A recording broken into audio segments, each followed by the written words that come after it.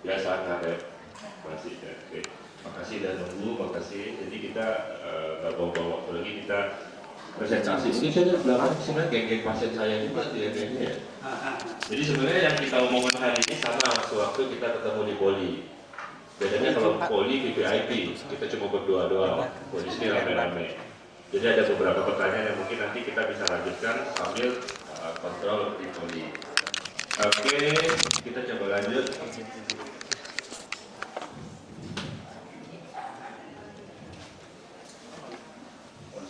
Gue cuma pointer doang, agak nih, tidak selesai dulu. Oke, jalan Pak. Jadi pertanyaan yang paling sering ke saya itu kalau ada masalah di tulang, ada di masalah di sendi, itu perlu operasi nggak sih sebenarnya? 99% perlu operasi. Loh, kok bisa itu? Kalau datangnya terlambat. Jadi saya bisa pastikan, hari ini yang datang kita berapa orang? Ada nyampe 50 orang kayaknya ya.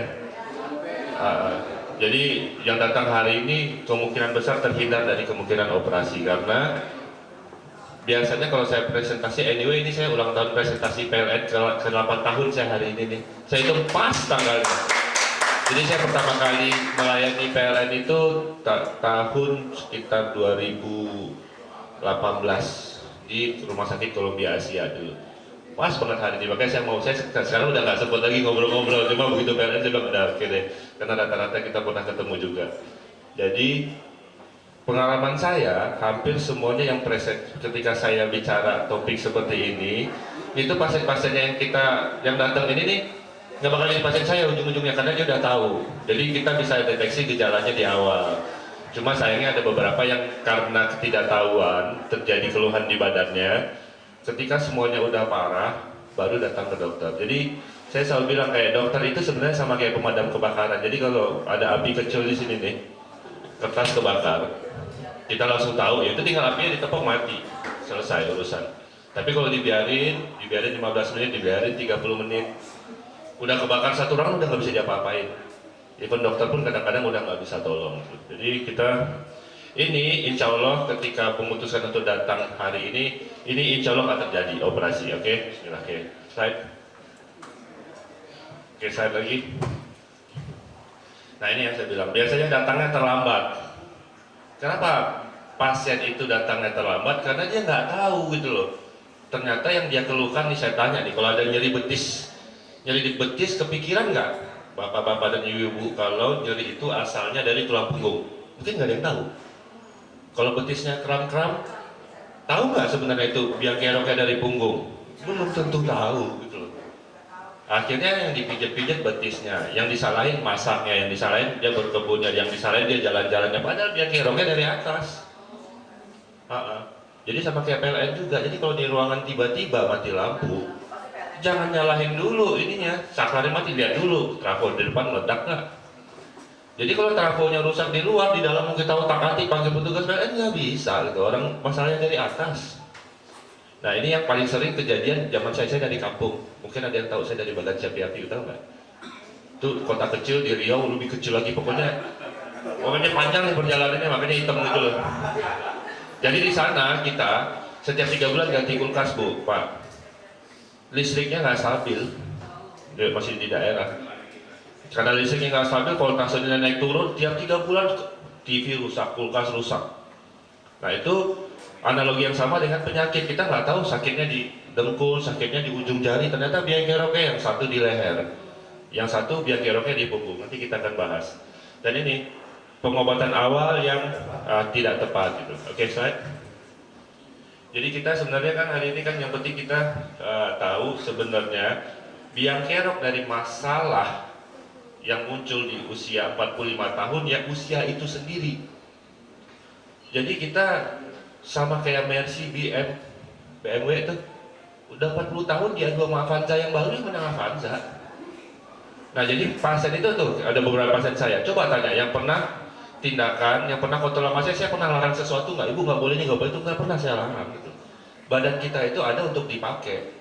Jadi stop menyalahkan diri sendiri ketika terjadi sesuatu. Contoh, dok saya waktu kerja dulu sering nunduk-nunduk, kagak ngaruh. Dok saya pernah jatuh pas di tempat kerja, kagak ngaruh. Dok saya di kantor sering ini karena komputernya tinggi, saya dongak ke atas, leher saya kejepit, nggak ngaruh. Jadi penyakit yang timbul karena usia kita sudah lanjut, ya penyebabnya usia itu kita harus bisa terima, Jadi mulai sekarang kita tuh kalau berobat kita lihat nih, jadi ketika ada masalah kita nggak usah gatel benerin, tapi perbaiki aja dulu gitu. Kira-kira kita bisa ngapain? Nanti saya bahas, mungkin sekarang belum paham. Oke, jadi nyeri ini adalah sesuatu yang dirasakan oleh pasien dan dikeluhkan oleh pasien. Nah ini yang paling sering sekarang berobat ini saya harus susah payah jelasin. Karena rata-rata ke saya, dok saya mau operasi, karena saya udah ketiga dokter disuruhnya operasi. Sekarang seandainya nih meja di depan, bapak-bapak dan ibu-ibu yang meja di depan ini, saya ronsen lututnya saat ini, walaupun mungkin nggak ada keluhan, semuanya kelihatannya sehat-sehat aja, itu pasti kelainannya minimal 80%.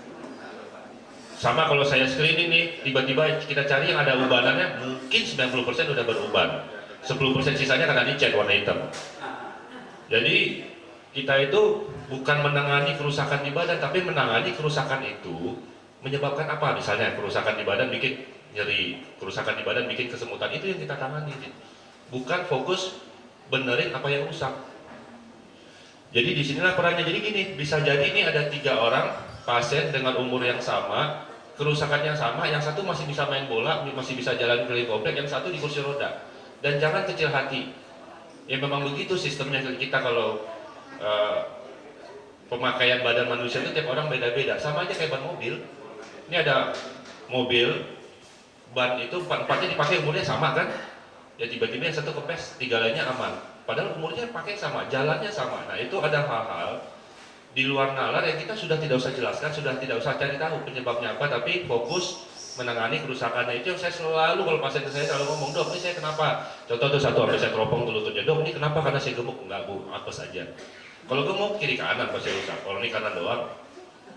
Jadi sekarang kita fokusnya menangani, bukan mengobati. Jadi kadang nggak kelihatan, pasiennya nggak ngomong sakit, tapi saya tahu itu sakit. Pas datang, enggak, saya check up doang dok, datangnya begini. Itu kan udah jelas, pasti ada something wrong tuh. Ini biasanya pada ibu-ibu, saya nggak ngerti kenapa. Kalau ibu-ibu ini dia bisa kuat nahan rasa sakit, kuat banget. Jadi kalau bapak-bapak datang sakit lutut, saya tenang, biasanya sakitnya nggak parah. Karena dia sama kayak saya juga, begitu ada sakit, langsung, aduh ini nggak enak banget ya gitu.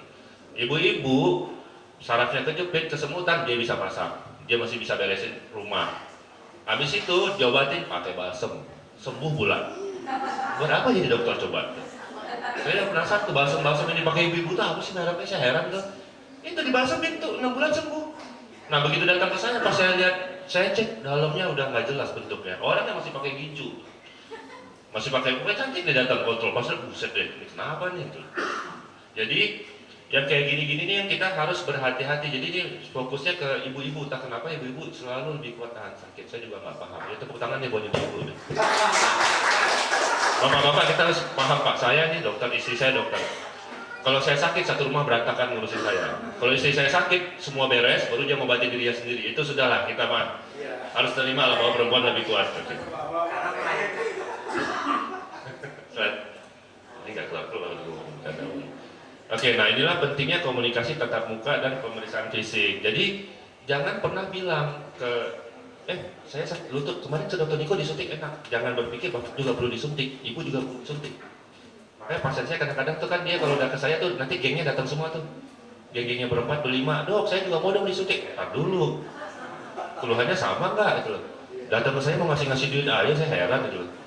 Jadi ini pentingnya tatap muka, jadi nggak bisa gini ya. Keluhannya sama persis, dia teman main berdua kayak bapak-bapak badminton tuh biasanya, dok udah suntik aja, saya habis disuntik enak, menang. Ya ntar dulu, datang dulu, saya lihat dulu. Jadi ini penting, sebenarnya paling penting zaman dulu nih, zaman covid. Jadi banyak orang takut berobat, dok saya encok pegel linu di daerah A gitu loh, minta obat, ya saya nggak tahu obatnya apaan gitu, orang belum lihat. Slide. Nah ini zaman covid dulu ya, oke slide. Slide dulu. Nah ini yang paling sering nih, konsultasi online dan edukasi online. Nah ini nih yang paling sering nih kita salah paham. Jadi contohnya begini, saya habis operasi, ibu, bapak habis datang saya kasih obat. di rumah mual, nanya, dok ini kira-kira obat apa yang bikin saya mual gitu loh. Nah itu namanya itu edukasi online.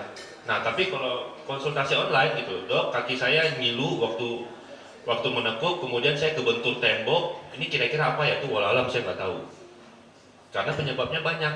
Jadi dokter itu sama kayak montir pak, bapak nggak bisa serta-merta datang ke bengkel bilang mobil saya mati, kenapa ya kira-kira ya gitu. Ya bengkelnya nggak tahu, bengkelnya harus nanya ulang gitu loh, terakhir isi bensin kapan? Oh saya udah isi. Mobil ini pernah mogok kayak begini, mati kayak gini nggak? Nggak pernah gitu.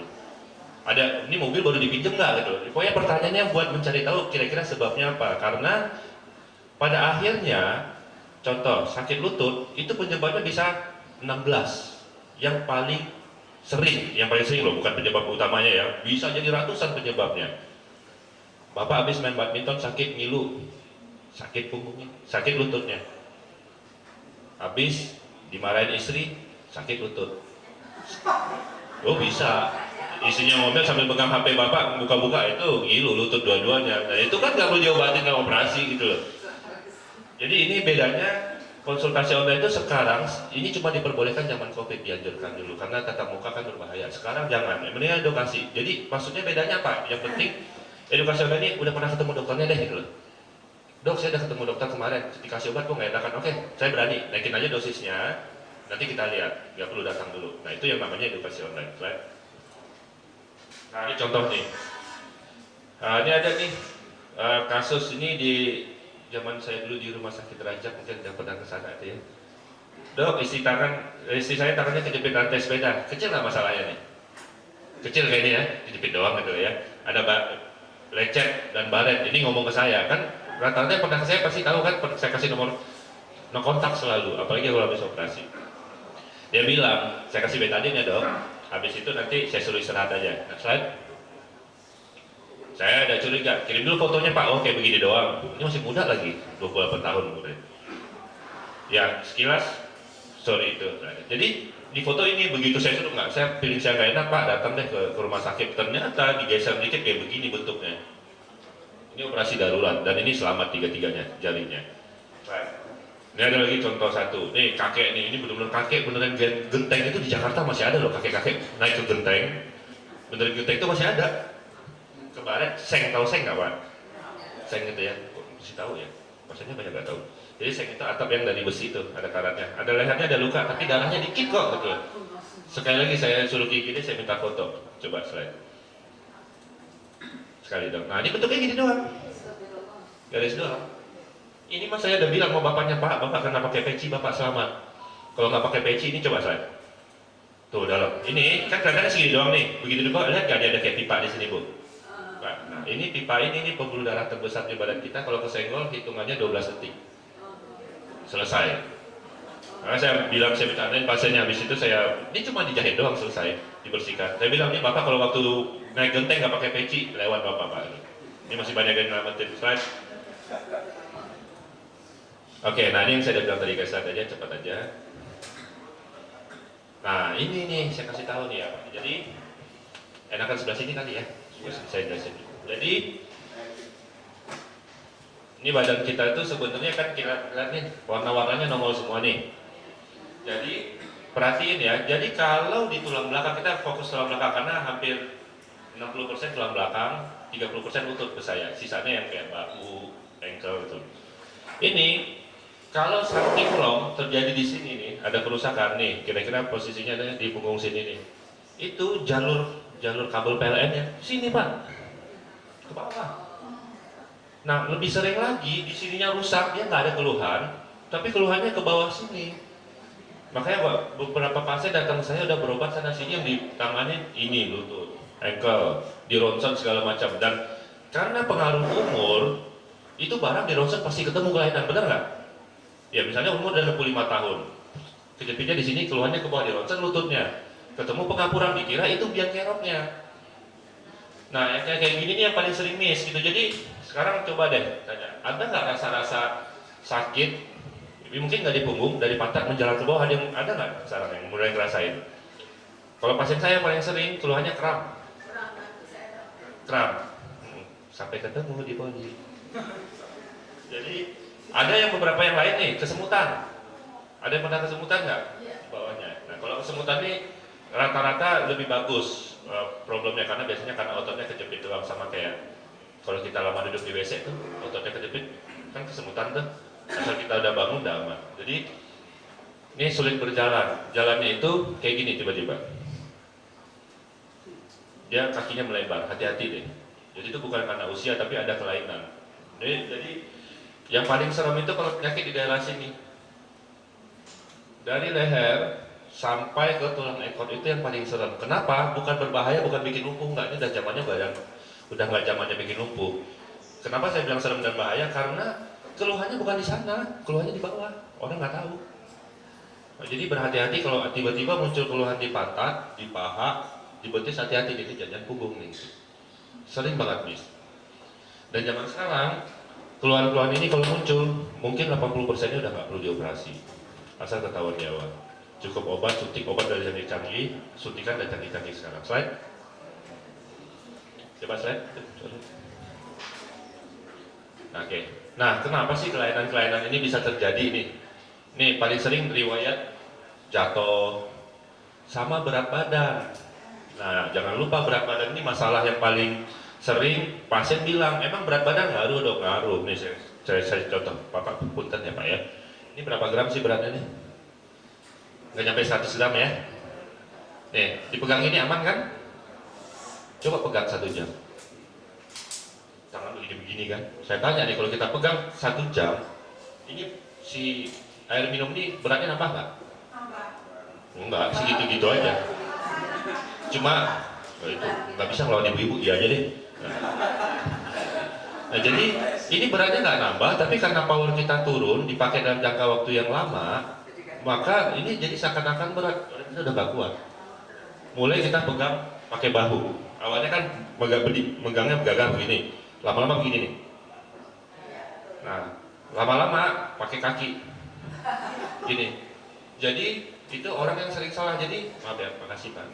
Jadi berat badan ngaruh banget. Kebayang nggak itu saya pegang 1 jam aja kayak begitu. Nah ini berat badannya kalau berlebih 10 kilo itu dibawa kemana-mana 24 jam. Rontok dan badan di dalam. Nah jadi berat badan yang nambah teorinya pada bagian perut akan memperberat kerja kita di bagian pinggul dan lutut. Jadi itulah yang menyebabkan berat badan ini menurut saya paling sering faktor utama yang membuat orang jadi memiliki keluhan. Saya nggak bilang punya penyakit, tapi memiliki keluhan. Contoh, kayak tadi ini kan keluhannya kita kayak gemeteran, tapi itu bukan penyakit. Dilepas selesai urusan. Berat badan juga gitu, turunin selesai urusan. Jadi nggak semuanya yang kita cek salah harus dibenerin. Ini pekerjaan, posisi dan waktu ini sama juga. Duduk 6 jam itu jauh lebih berat daripada ngangkat aqua galon. Makanya pada kaget kan, dikira yang bikin saraf kejepit itu cuma ngangkat galon. Kan selalu gitu tuh kalau di sinetron, angkat galon tuh pegang. Sebenarnya yang lebih parah itu di depan laptop 6 jam begini-begini. Nah kayak gini duduk-duduk gini, ini yang paling beresiko tinggi karena kita nggak berhenti. Yang awalnya ototnya kuat, lama-lama lemah. Sama kayak tadi kita pegang, selalu bayangkannya itu kita pegang si aqua yang sangat-sangat ringan tadi, sejam selesai urusan. Nah, jadi kelihatannya udah mau habis dokter? Oke, sedikit lagi. Nah ini COVID udah selesai lah ya. Duduk. Oke, slide. Nah ini, apakah pasti masalah serius? Tidak, karena rata-rata hampir di sini kayaknya yang saya operasi cuma 1 orang deh tadi. Itu pun teropong dong. Oke, slide. Nah, nih.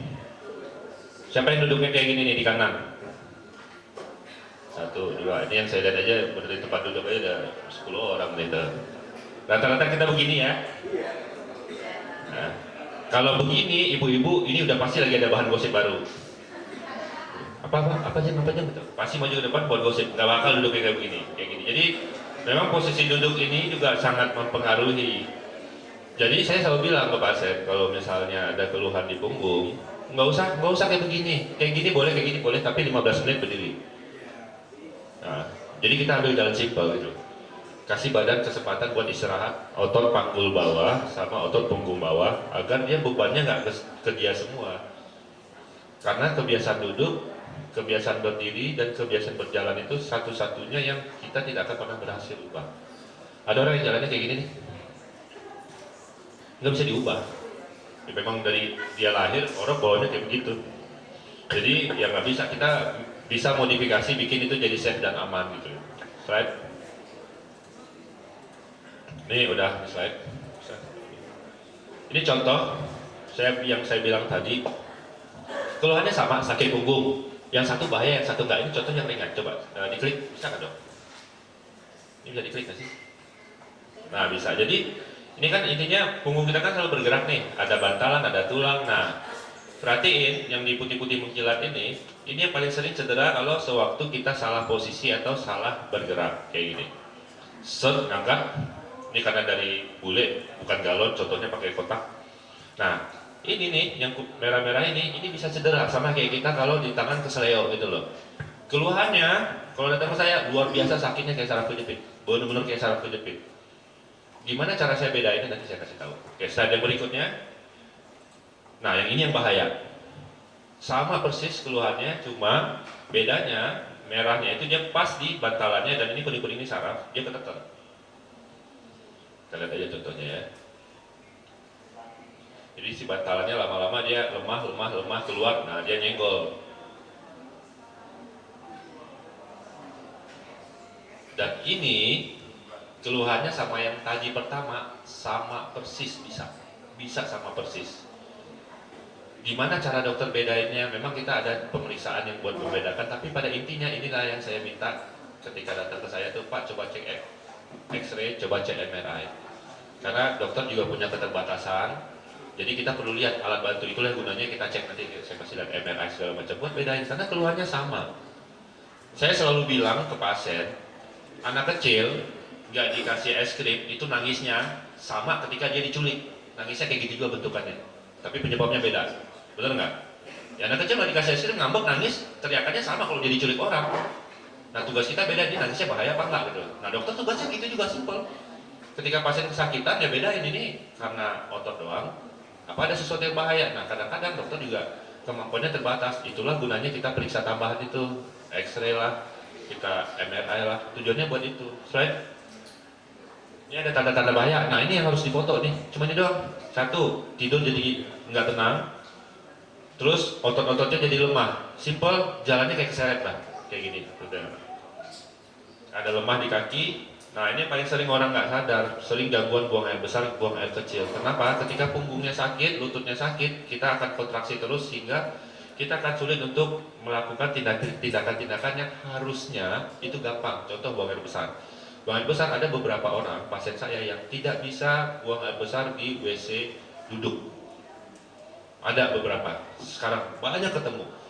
Nah ketika lututnya sakit, dia nggak bisa nekuk sampai jongkok, dia dalam alam bawah sadarnya dia nggak mau buang air besar karena menderita banget, dan ketika disuruh dia di WC duduk nggak bisa keluar. Maaf ya omongannya nggak sedikit, tapi itu kenyataan. Makanya ketika udah terjadi ini gangguan buang air besar, gangguan buang air kecil, sama jalannya itu udah nggak enak, hati-hati dulu. Apakah pasti berbahaya? Enggak ya, tapi apakah perlu kita cek? Perlu banget. Slide.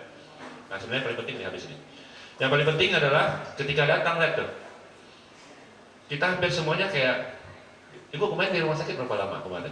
Habis tindakan? 2 malam ya, itu saya teropong, servis besar, ganti oli. Itu lututnya ada mesrannya namanya sekarang tuh, plastron, jadi udah diganti, cuma 2 hari. Jadi hampir sekarang operasi besar, tidak ada yang dirawat seminggu lagi, di fisioterapi berbulan-bulan tuh hampir nggak ada. Sekarang 1-2 hari udah selesai. Nah, operasi itu bukan masalah berat zaman sekarang, bukan karena dokternya tambah pintar, tapi alatnya makin canggih, simpel gitu. Nah problemnya adalah menentukan ini butuh operasi apa enggak. Nah itu yang sulit. Kadang-kadang orang berlebihan yang harusnya nggak dioperasi. Jadi ini yang paling penting, kita semua metode pengobatan kita itu sebenarnya satu, hindari operasi, kedua tidak terlalu lama di rumah sakit. Gimana sih caranya bikin kita menghindari operasi? Saya kasih tahu. Jadi ada yang sekarang namanya minimal invasive prosedur, kayak disuntik. Jadi itu apapun masalahnya sekarang kita selalu, selagi tidak mengancam nyawa, kita selalu coba tindakan-tindakan yang disuntik terlebih dahulu, yang dimatiin sarafnya, radiofrekuensi mungkin pernah dengar, belum tentu berhasil. Tapi ini pada usia-usia lanjut, ini bisa membuat pasien terhindar dari minum obat jangka panjang. Jadi kalau ditanya, minum obat bahaya nggak? Nggak usahkan obat, gula aja kita minum, bahaya, bisa bikin diabetes gitu loh. Apalagi obat-obatan bahan kimianya yang kita sebenarnya nggak pernah tahu itu benar-benar aman apa enggak. Jadi kelebihannya zaman sekarang ketika kita sakit, nggak mau minum obat, mungkin udah punya penyakit bawaan, hipertensi, gula, ginjal, ya kita tindakannya kayak gini, ini tindakannya nggak lama. Tidak semua case bisa berhasil, tergantung dari pasien datangnya di stadium yang mana gitu. Slide. Nah seandainya pun butuh operasi, ini slide aja. Ini laser punggung, dan ini saya kerjain 6 tahun lalu, dan tahun sekarang ini udah ditinggalin laser. Laser. Saya dulu termasuk yang lumayan awal mengerjakan laser di Indonesia dulu. Jadi jempolnya mana? Jempolnya Pak. Ini lagi. Jadi itu pasien itu lagi masuk satu alat probe laser panjangnya sekitar 45 cm, dia masih bisa ketawa-ketawa. Jadi dimasukin ke bantalan yang tadi, ingat ya yang di animasi keluar tuh bantalannya, itu bisa kita sedot zaman dulu pakai laser. Nah ini alatnya, pasiennya bisa ketawa-ketawa. Dan ini pasiennya dari kesakitan bisa langsung jalan. 6 tahun lalu ini saya slide lama ini karena hari ini saya pakai slide betul-betul slide saya pakai waktu pertama kali presentasi kalian ini saya pakai semua. Ini hari spesial banget buat saya nih hari ini. Jadi ini sekarang udah ditinggal, baru 6 tahun umurnya. Alatnya punya saya sendiri, saya nggak pakai itu. Kenapa? Ilmu kedokteran itu selalu maju. Yang kita kerjakan hari ini, besok bisa salah. Tinggal Bapak pastiin aja sama ibu-ibu tuh dokternya update nggak? Saya sih kayak, walaupun alatnya saya yang punya, bukan rumah sakit punya saya. Ibarat kata ibu-ibu belum balik modal, cuma mencelakakan amat loh. Zaman sekarang udah nggak dipakai, karena ada yang namanya radiofrekuensi, ada yang namanya teropong. Ya alat ini udah ditinggal, terakhir saya pakai 4 tahun lalu. Nah, slide. Jadi sekarang yang paling terbaru itu ini, teropong. Jadi ini juga saya kerjakan di kasus ibu ya kemarin ya.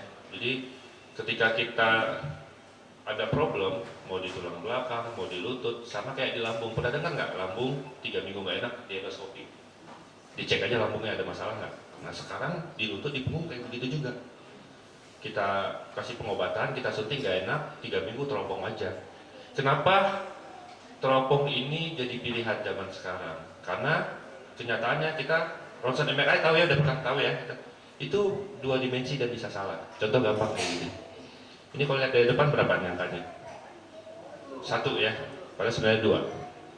Nah, di ronsen dan MRI itu pun seorang dokter ngelihatnya itu 2 dimensi, cuma dia lihat ini kayaknya keluar. Padahal sebenarnya kalau kita lihat diputar-putar 3 dimensi, itu sebenarnya sehat. Atau yang paling sering kejadiannya kita lihat normal, ternyata itu sebenarnya sakit. Paling simpel apa? Ya udah, kalau dengan pemeriksaan radiologi kita nggak enak lihatnya, lihat aja langsung ke dalam. Nah, bedanya apa? Si teropong di bagian tulang belakang sama lutut ini bedanya sama yang kayak kita di usus, sakit mah, gastritis. Di teropong bedanya, kalau di lutut sama di punggung, begitu di teropong ketemu kelainan langsung dibenerin, bukan dilihat doang. Jadi itu yang canggihnya zaman sekarang. Jadi teropong ini kita udah nggak perlu tahu, misalnya saraf kejepit, yang jepit apa nggak usah tahu. Yang penting sarafnya dicari apa dapat, benerin. Apa yang jepit, mau tulang kek, mau bantalan kek, semuanya bisa diberesin karena kita lihat langsung. Dan ini khusus untuk lutut, pasiennya bisa lihat kalau berani, aman karena biusnya setengah. Jadi ini canggih-canggih zaman sekarang. Ini perawatannya kira-kira 1-2 hari. Dulu sehari udah pulang, cuma sekarang saya nggak izinin. Saya minta sehari karena biasanya pasien saya kan usia lanjut. Kalau terlalu cepat pulang, infeksi takutnya. Di rumah kan kita nggak pernah tahu steril apa enggak. Jadi ini 1-2 hari rawat. Slide. Oke, slide lagi. Nah ini contohnya nih. Ini lihat tonjolannya. Jadi ini bantalan, ini tulang. Nah ini lihat yang hitam-hitam nggak nih?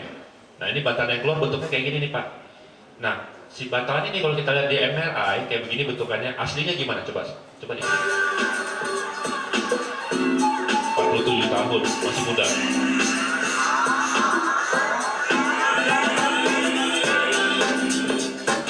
Ini saraf ya, memang putih. Bentuk yang jepit itu kayak gini doang, udah tuh kayak kapas. Ini yang kayak kapas, itu kita ambil ada alatnya.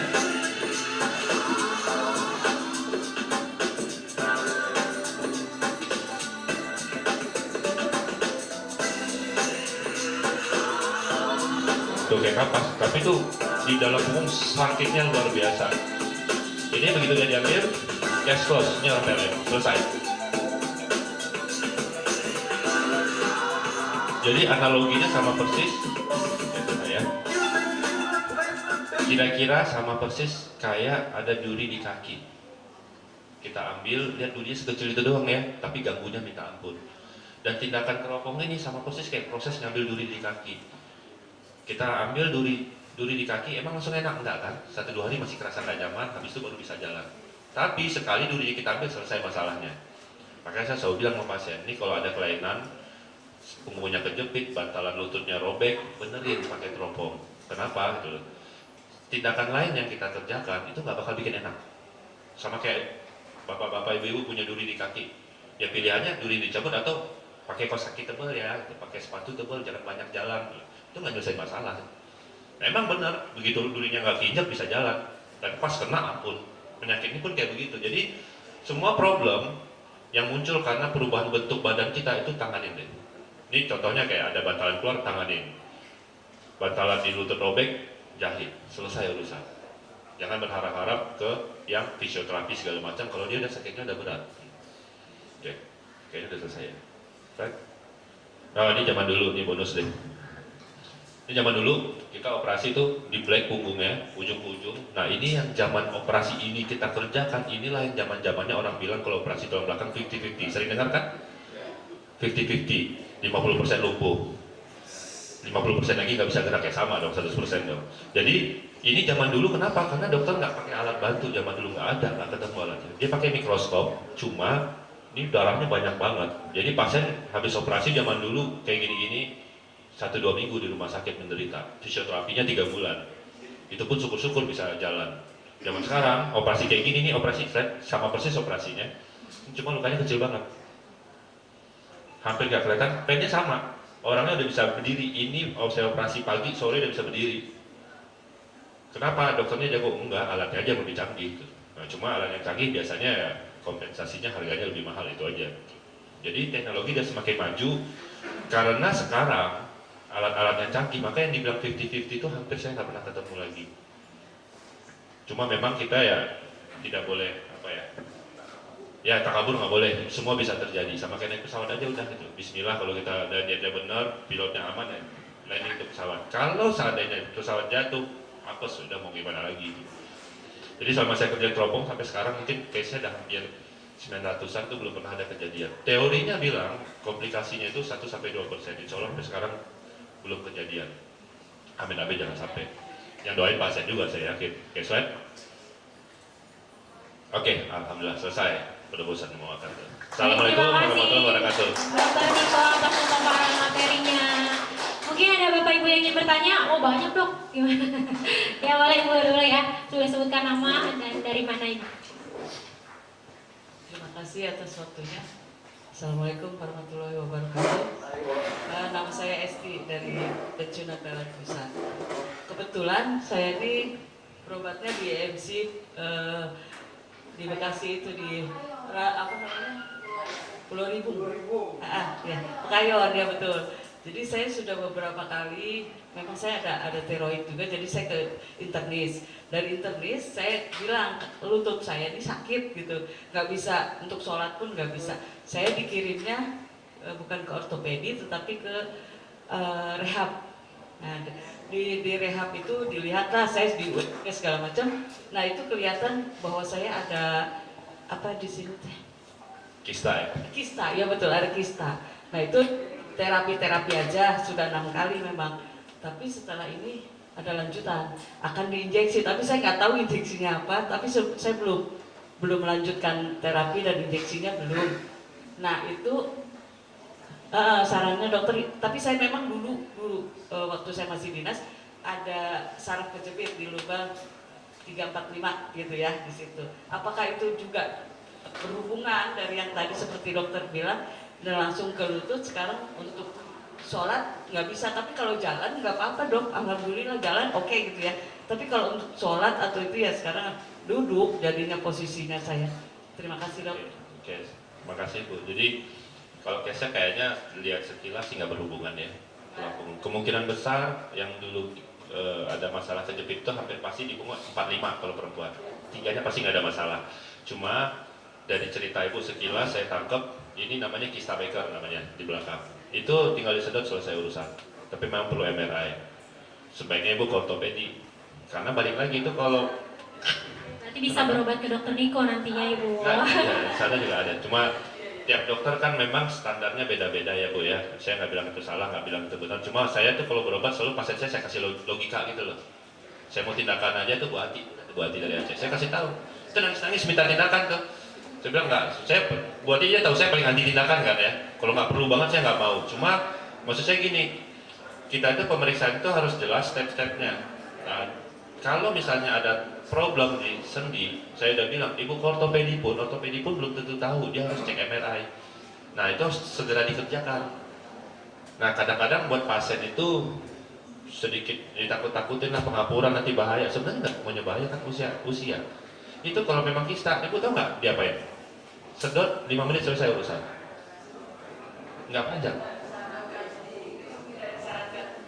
Tidak disarankan untuk disedot atau apa gitu, cuma ya udah Bu terapi saja. Terapi udah 6 kali Nggak bisa. Kalau cairan di dalam mau sampai kayak apa juga. Iya, nggak ada Ya. perubahan. Jadi harus ada 6 kali lagi. Saya Ya. nggak stop aja dulu lah gitu. Jadi kalau ada kelainan di badan kita ini buat nyalain juga nih Bu ya. Kalau misalnya langsung disuruh fisioterapi tapi pemeriksaannya belum selesai jangan pernah dikerjakan.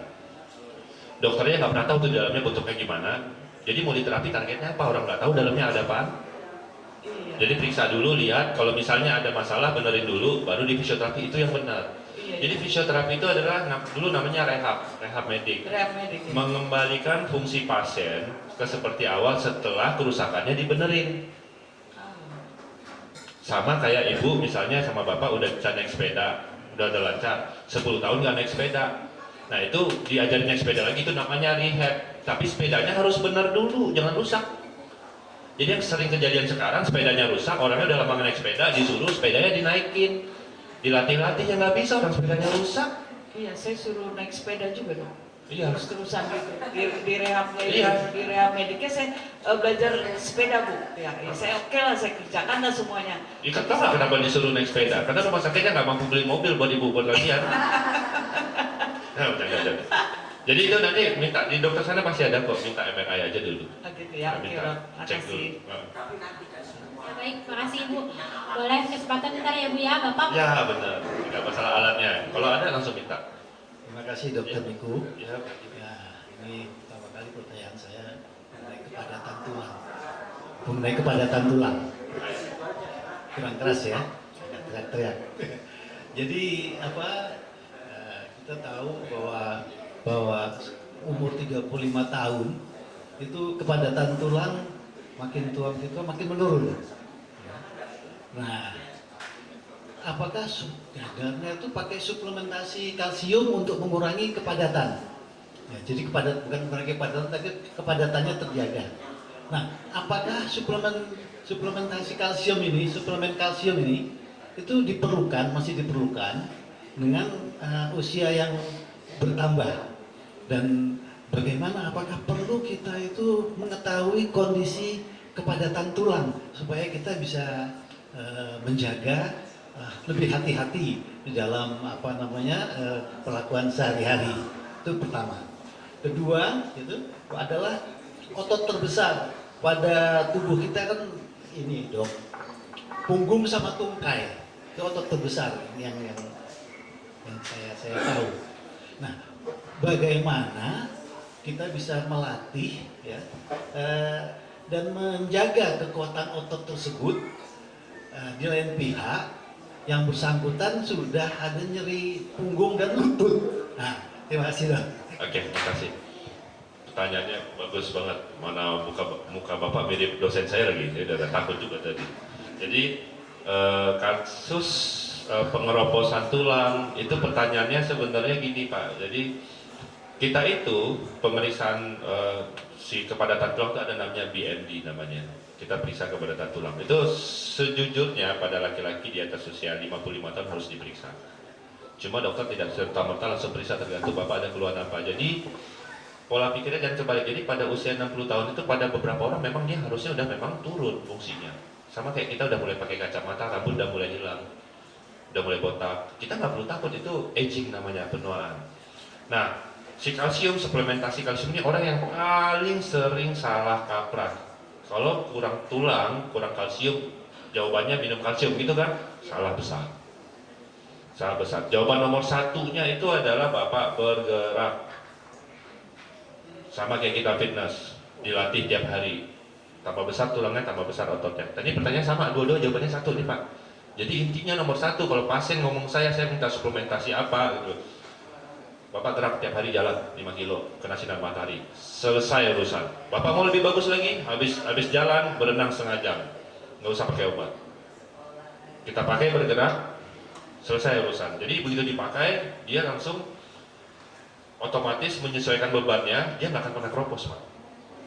Nah, problemnya adalah yang satu udah sakit punggung, baru jalan 5 menit, aduh gitu. Baru jalan 5 menit, lutut aduh. Nah itu yang nanti tugas saya benerin, pakai cara-cara yang baru tadi, disuntik, dimatiin sarafnya segala macam biar Bapak bisa tetap gerak.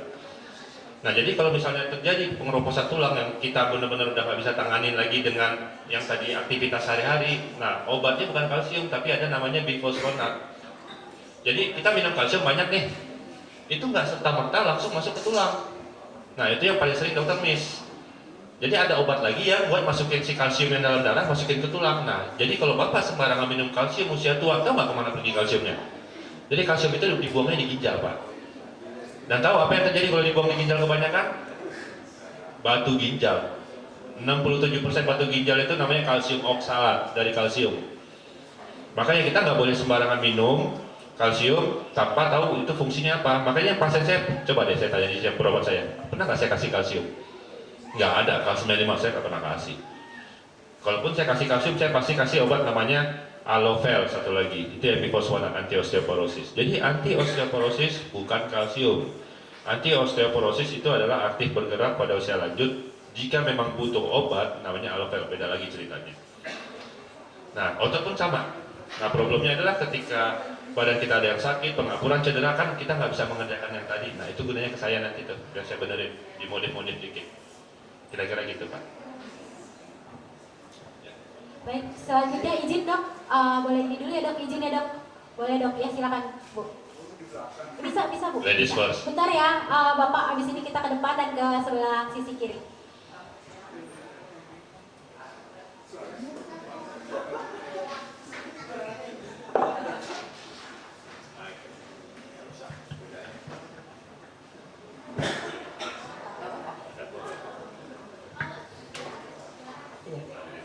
Selamat siang Pak Dokter, saya langsung ke keluhan saja ya dok. Jadi saya pernah mengalami sakit di punggung saya, itu tidak bisa, tangan saya tidak bisa ke atas penuh, tidak bisa ke belakang penuh. Jadi saya berobat di MC Pekayon, itu ada obat, ada terapi, fisioterapi sama bilaser, terus sama dokter juga dianjurkan untuk minum pertumbuhan tulang katanya dok. Tapi itu tidak tanggung oleh kantor, jadi beli sendiri dok, lumayan mahal. Itu sampai 3 bulan, tangan saya sudah bisa ke atas, bisa sedikit ke atas begini, sekarang udah bagus dok, pertama ke samping. Terus akhirnya jalan ke belakang dok, sama ke lutut saya suka kram seperti itu dok. Tapi setelah itu 3 bulan terus dok, setelah itu terapi, itu 2 kali siklus terapi. Terus saya kan ada gula, saya cek ke dokter gula, HbA1 saya dari HbA1c saya dari 6,5, saya jadi 10 dok. Tinggi juga ya. Ibu manis berarti itu.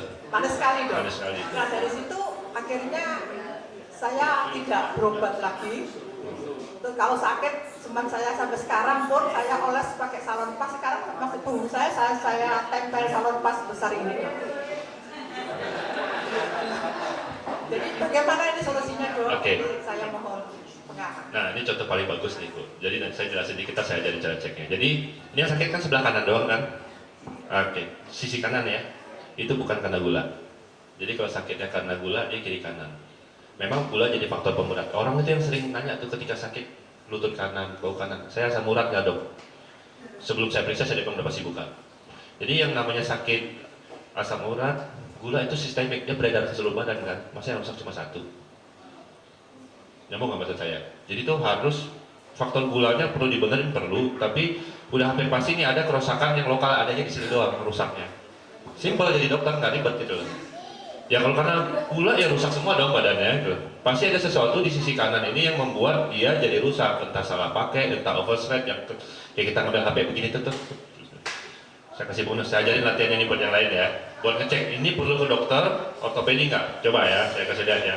Ibu kalau mau berdiri deh nih. Tangan kanan di atas, gini. Yuk, coba. Sambil berdiri, kalau duduk nggak bisa. Silakan Bapak Ibu berdiri. Yang dari MC mana? Gaji gua kali 2 ya.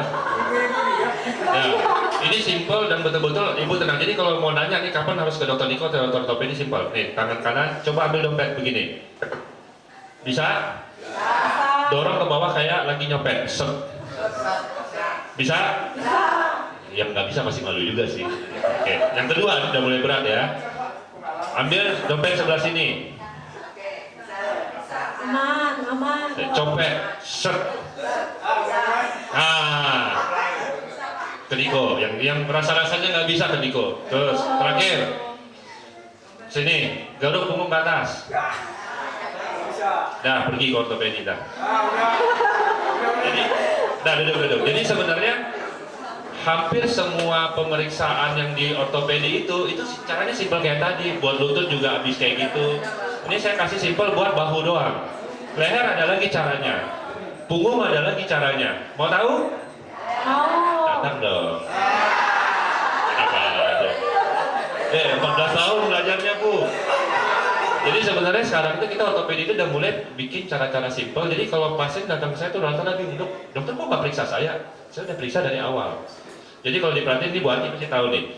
Pasien saya tuh kalau masuk saya udah lihat nih, ini ada keluhan lutut, itu tempat duduknya saya geser keluar. Jadi ada beberapa nih jadi bocoran. Jadi kalau yang sakit lutut tuh, kalau perhatiin nih ya, datang ke saya, ada meja kosong ya. Jadi kursinya itu, kursi pasien itu, ini saya pepet-pepetin kayak gini nih Bu. Punten ya, maaf saya kasih contoh. Saya selalu gini di depan itu, kayak gini sebelum pasiennya masuk. Nah kalau dia ada keluhan lutut, dia pasti akan begini. Ini saya sampai hafal gerakannya. Duduknya lututnya dua keluar kayak gini. Jadi pasien itu sering ngomel ke saya, dok kok nggak diperiksa? Saya udah periksa dari tadi kok. Dilihatin aja ya dok, udah tahu ya dok. Nah, yang paling sering-sering saya ibu-ibu saya rangkul, bu gini itu saya lagi sebenarnya dan sakit nggak? Karena kalau kita suruh pasien saya mau tekan bu, dia udah siap-siap, aduh. Dan yang paling sering saya kalau udah usia lanjut saya begini nih bu, buat ngecek, nih Pak, salim. Ya Pak ya, saya Niko gitu loh. Itu saya ngecek, dia bisa ngangkat nggak tangannya? Buatnya benar nggak saya sering salim? Hampir semua pasien saya gitu. Ya kalau nggak pada buat itu, di sono pasien saya sehari bisa 40, kalau saya periksa 15 menit, saya buka tenda di rumah sakit gitu loh. Nah jadi banyak cara periksa pasien yang pasiennya nggak sadar kalau diperiksa. Kenapa saya nggak kasih tahu? Ntar semuanya buka praktek, saya nggak mau. Nama-nama saya kan. Jadi untuk leher ada tuh, saya ada bikin ininya, SOP-nya. Bahkan sampai perawat saya di depan itu, kalau ibu sama bapak dikasih si aneh, itu sebenarnya dia ngecek. Jadi saya di beberapa rumah sakit XX, nggak boleh sebut apa, itu ada bangku yang saya bikin sengaja goyang di depan poli saya. Dan itu nggak boleh dibenerin. Itu pasien disuruh duduk sana nunggu. Jadi selalu bilang tidak semua pasien antrian berikutnya disuruh duduk sana. Tapi kalau saya udah ada kode, nih, suruh duduk depan. You tolong lihat. Ini orang goyang nggak? Pegang ininya nggak? Itulah yang menyebabkan kalau kontrol ke saya nggak terlalu lama. 10 menit udah beres, saya udah tahu apa. Jadi kontrol ke saya udah kayak kita ngobrol-ngobrol gosipin orang aja. Karena tanpa sadar saya udah periksa. Dan itu pemeriksaannya paling sahih. Karena pasien nggak sadar jadi periksa, jadi dia tidak siap apa-apa gitu. Kadang-kadang kita mau tekan punggung dia aduh. Ditekan karena kaget dia goyang. Gitu. Jadi tadi pertanyaan gitu Bu. Jadi banyak pemeriksaan rahasia yang kita bisa kerjakan. Saya bongkar dikit doang, banyak yang lain. Oke Pak, Silakan Pak. Terima kasih. Selamat siang, nama saya Parlin Sirait. Sebenarnya sih nggak perlu saya sampaikan lagi, langsung aja pasiennya dokter. Tapi sedikit ya sejarahnya. Saya tahun 2022 lutut kiri sama tumit itu sudah diterapi, katanya kan pengapuran. Nah, kira-kira di perjalanan waktu setahun kemudian terasa sakit lagi. Nah, sakit katanya pengapuran juga di radiologi. Terus dikasih tindakan rumah sakit yang lain, saya tidak sebut rumah sakitnya itu, di RFS ya, RFS itu radiofrekuensi. Iya, betul. Nah, katanya ini membuang saraf supaya tidak merasakan sakit.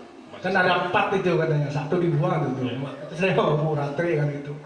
Nah, tapi 6 bulan kemudian sakit juga. Akhirnya dirujuk lagi ke rumah sakit lain di MRI. Waktu itu dirujuk ke rumah sakit Columbia. Nah, ini 1 tahun kemudian baru saya ada komunikasi sama rumah sakit ini bahwa bantalannya itu katanya sobek sedikit. Ya. Nah, lalu saya ke dokter yang merujuk tadi itu ada beberapa pilihan, mulai dari suntik, ada suntik yang bagus, mahal. Nah, ini nggak perlu operasi. Nah, ternyata dari asuransi PLN itu nggak di-cover ya. Akhirnya balik lagi suntik biasa, kagak mempan. Akhirnya ada lagi opsi nanti bisa dikikis katanya. Nah, saya juga bingung. Ini banyakkan opsi nih. Ini nggak ada hasil. Sementara saya ada kontrol di rumah sakit lain. Saya coba tanya-tanya, hampir-hampir mirip. Nah, begitu tadi ada penjelasan dokter di sini, saya melihat di sini agak lebih perfect ya gitu loh. Artinya dari sisi medis, di luar medis itu yang sangat mendukung ada kan gitu. Nah, pertanyaan di sini kira-kira tindakan medis di sini itu bisa nggak sih sembuh 90 atau 85% lah gitu. Dan lalu bagaimana nanti caranya kalau misalnya nanti jadi saya jadi pasien dokter, saya tinggalnya di Lampiri tuh. Kalau secara geografis itu kan lebih dekat rumah sakit itu yang di Pulau Ribung ya, di Pekayong. Ya. Tapi kan dokter nggak praktik di sana, kayaknya kan harus di sini. Nah, mudah-mudahan di sini tidak kena ganjil genap gitu ya. Tapi syukur-syukur nanti bisa dijemput kali ya. Iya, bisa Pak. Itu aja pertanyaan saya. Jadi gimana nih caranya kan gitu? Jadi dokternya sana nggak salah sih Pak, benar sih. Jadi kalau dokter memberikan terlalu banyak pilihan, Bapak bersyukur artinya kondisi Bapak aman. Pilihan sedemikian banyak. Ini sama kayak Bapak, jadi jalan dari sini mau ke Monas, kalau lagi nggak macet, mau lewat mana aja bisa jadi bingung sendiri.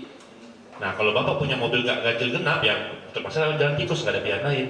Jadi kondisi Bapak tadi, bisa nggak di radiofrekuensi, dimatiin sarafnya? Bisa nggak di fisioterapi yang disuntik, kemungkinan besar suntikannya namanya PRP namanya Pak itu.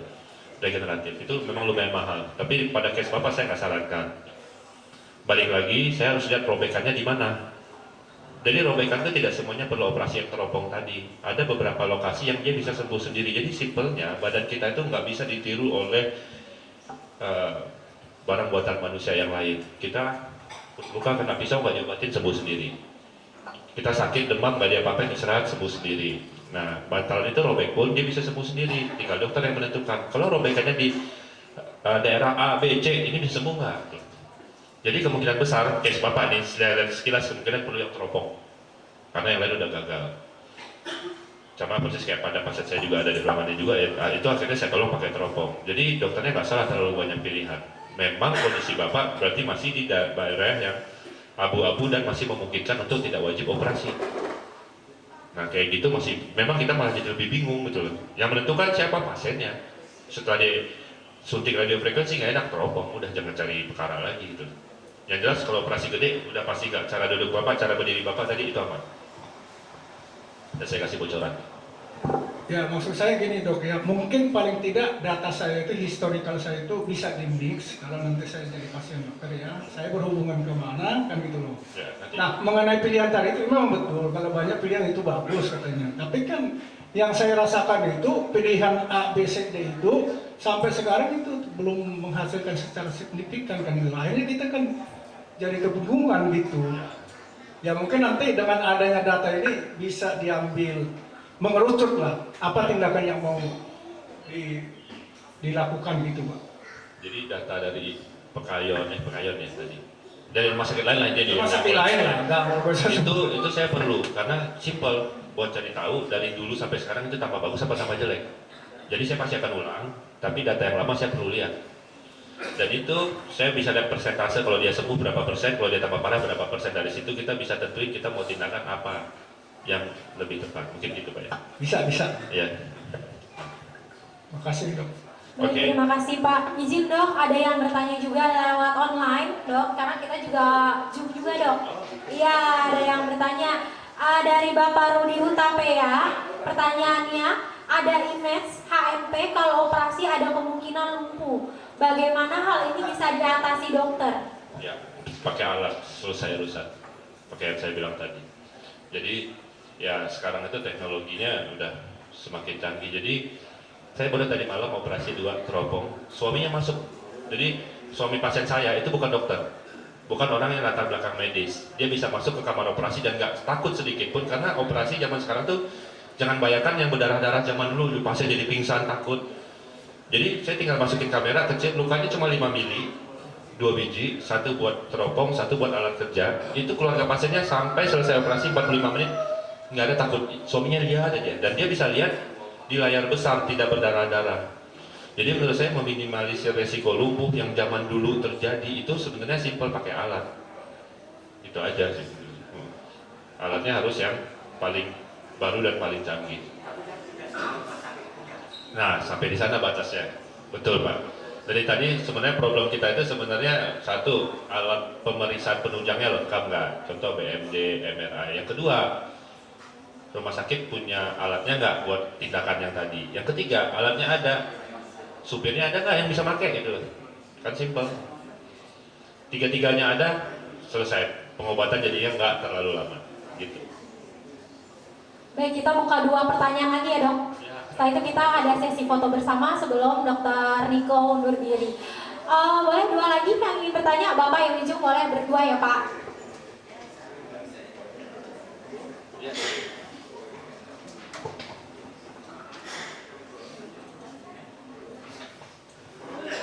Baik, terima kasih dok. Saya dari IKA PLN Pulau Gadung.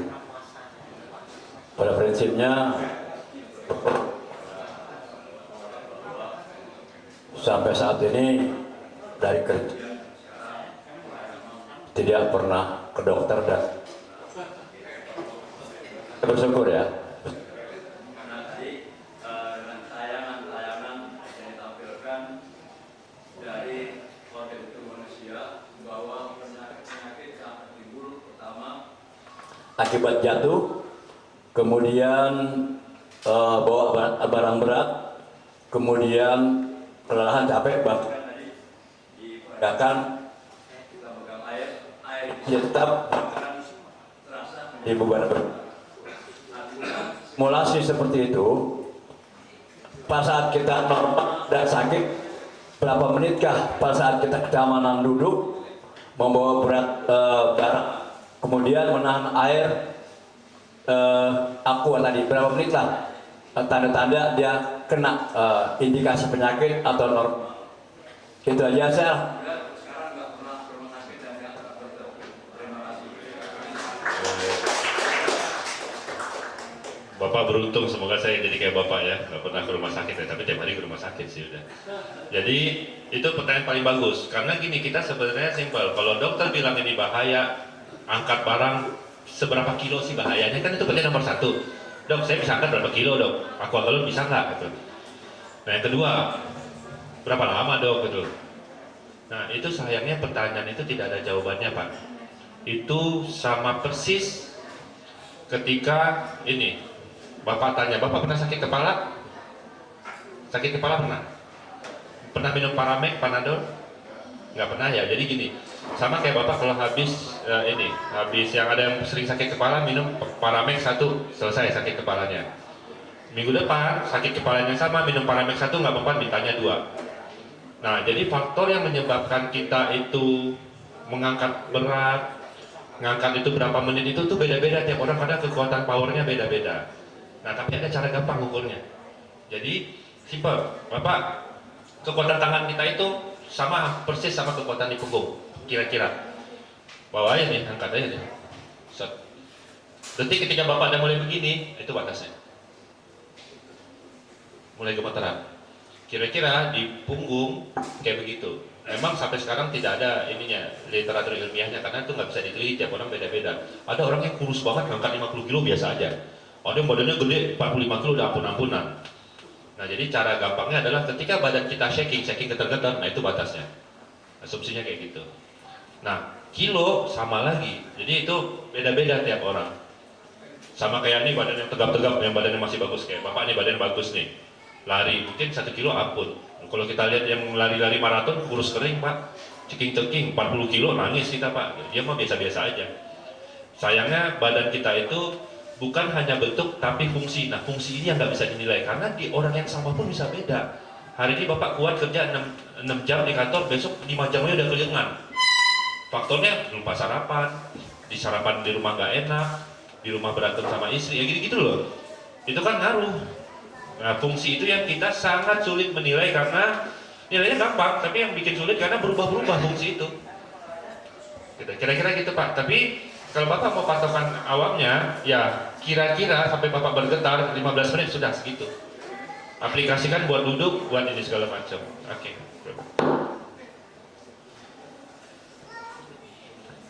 Satu lagi. Pak tanya Pak.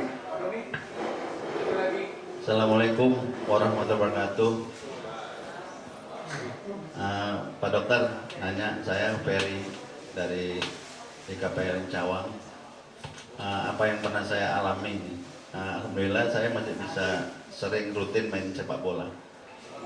Tetapi keluhannya itu adalah pada saat sebelum main kita mesti main sepak bola, kita mesti banyak pemanasan. Usia saya sekarang 63 dan mengapa begitu selesai sepak bola lutut itu terasa kaku apabila melaksanakan sholat Jumat. Itu kalau hari Jumat saya main bola itu terasa kaku dan mungkin agak lama baru bisa normal kembali. Mungkin itu bisa pertanyaan Pak. Ini pertanyaan bagus banget. Ini pertanyaan yang orang sering sekali tidak tahu bahwa jawabannya itu yang selama ini ditunggu-tunggu sama semua pasien. Kenapa makin lanjut usia ketika kita malah diem malah jadi masalahnya muncul, benar kan gitu? Jadi kita nih, bapak udah usia di atas 60 tahun, lari keliling kompleks sore-sore ini, pulang ke rumah aman, pas tidur sama bangun tidur nangis. Jadi jawabannya udah ketemu sekarang Pak. Ternyata usia kalau laki-laki di atas 58, perempuan itu tidak ada patokannya, tapi patokannya menopause. Saat dan menstruasi selesai, yang membedakan bapak sama saya cuma satu Pak, kemampuan recovery. Jadi badan kita itu ketika habis aktivitas kan banyak sel yang rusak, sama kayak mobil aja. Ketika kita istirahat, badan saya masih bagus recovery-nya. Nah, kenapa bapak rasanya kaku kayak ditonjok habis olahraganya biasa aja gitu loh. Karena proses recovery-nya itu yang lama. Proses kita baliknya lagi, ibaratnya kalau mobil nih, badan bapak masih panas, pas istirahat, padahal udah nggak ngapa-ngapain. Jadi simpelnya kayak gini, bapak, kalau kita main bola 2 kali 45 menit nih, saya pulang ke rumah, recovery saya selesai dalam setengah jam, habis itu saya bisa istirahat. Jadi recovery itu maksudnya apa? Badan kita itu lagi aktif, benerin sel-sel itu kan kerja Pak. Sel-sel itu kerja, benerin yang lagi rusak-rusak segala macam.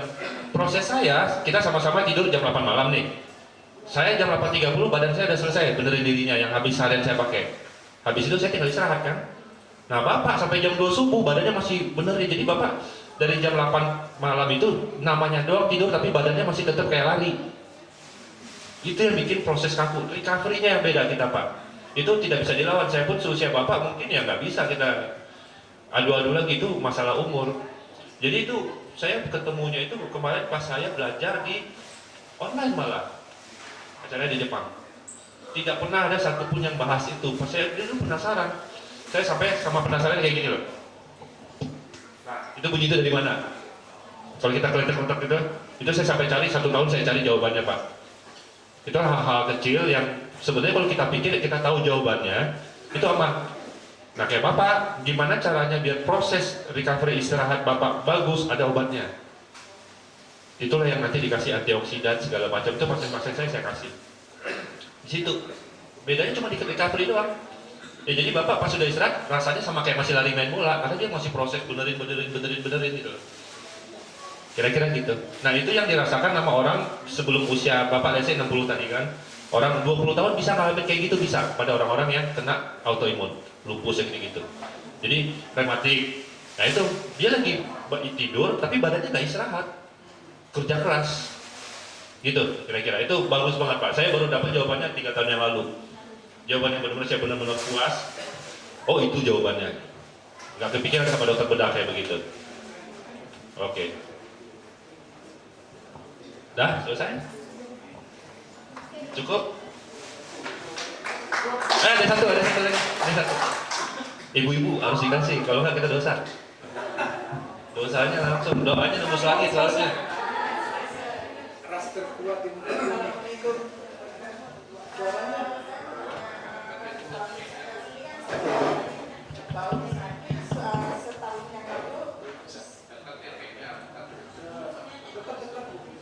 Satu tahun yang lalu itu saya kesandung, tapi nggak sampai jatuh nih, tapi sudah saya di tangan saya copot gitu. Saya ke rumah sakit, ke dokter, dibilangnya ada pengaturan di sini. Tapi sampai sekarang masih sakit, sudah terapi, udah minum obat. Terus gimana ini dok? Service. Udah MRI belum? Ya? Udah MRI.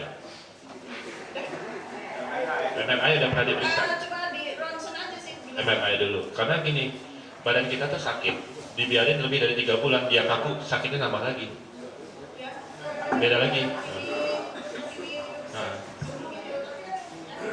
Masih berlanjut di sini masih sakit. Saya berharap saya salah ya Bu ya. Tapi kalau Ibu datang ke saya langsung MRI bahu sama MRI leher. Yang saya bilang tadi. Jadi kalau ada masalah sini, keluarnya ke sini. Mudah-mudahan saya salah. Oke, benar dicek up Bu. Jadi intinya kita kalau udah ada obat fisioterapi 2 minggu nggak enak, udah jalan terus, jangan dibiarin. Jadi udah nggak zamannya lagi pasien dibilang ini karena umur kali Bu, encok nggak ada gitu. Kejar kalau masih nggak cocok kayak obat nggak cocok ganti obatnya. Cari apa yang dapat. Karena bahu itu benar-benar nggak enak kan. Maaf ya kayak perempuan itu kalau bahu itu jauh lebih berat sakitnya dibandingkan laki-laki sakit lutut. Karena buat masang bra mau kerja nggak enak. Nah kalau buat ibu saya kasih bocoran ada tes lainnya lagi. Ibu pegang kuping tapi dari atas ini, dari belakang kepala. Nih, oke? Dokter semuanya diikut-ikutan, curang. Hah? Sakit dok, sakit. Oke. Nah, lari sampai ke sini. Nyerah?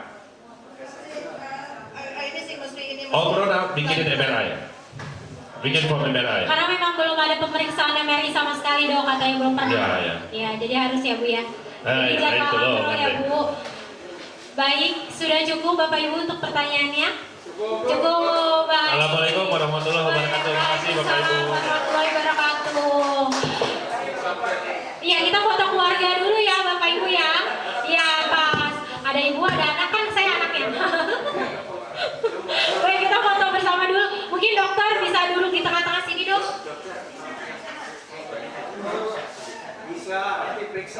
Bisa, yang mesti diperiksa dulu Bapak.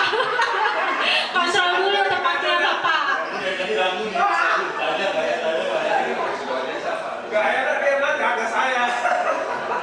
Jangan malu-malu Pak, ada pakarnya. Ya, silakan kita foto bersama dulu.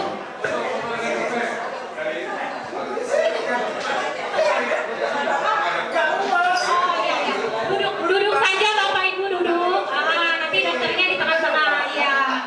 Oh, dokter Niko yang di tengah atau anak ini yang di tengah?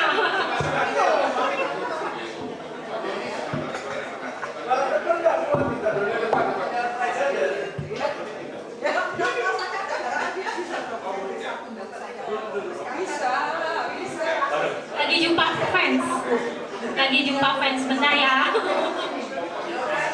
Oh iya, tenang Bu, habis ini ada door prize tuh. Ada 5 disiapkan untuk Bapak Ibu nih. Dokter boleh di tengah dok, duduk dok. Boleh. Duduk. Ya ini dok, maaf dok, di depan dok.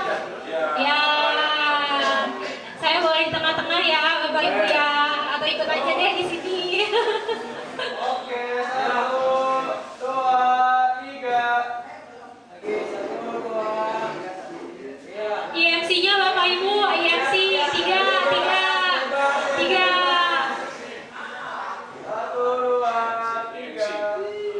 Baik, terima kasih Dokter Niko.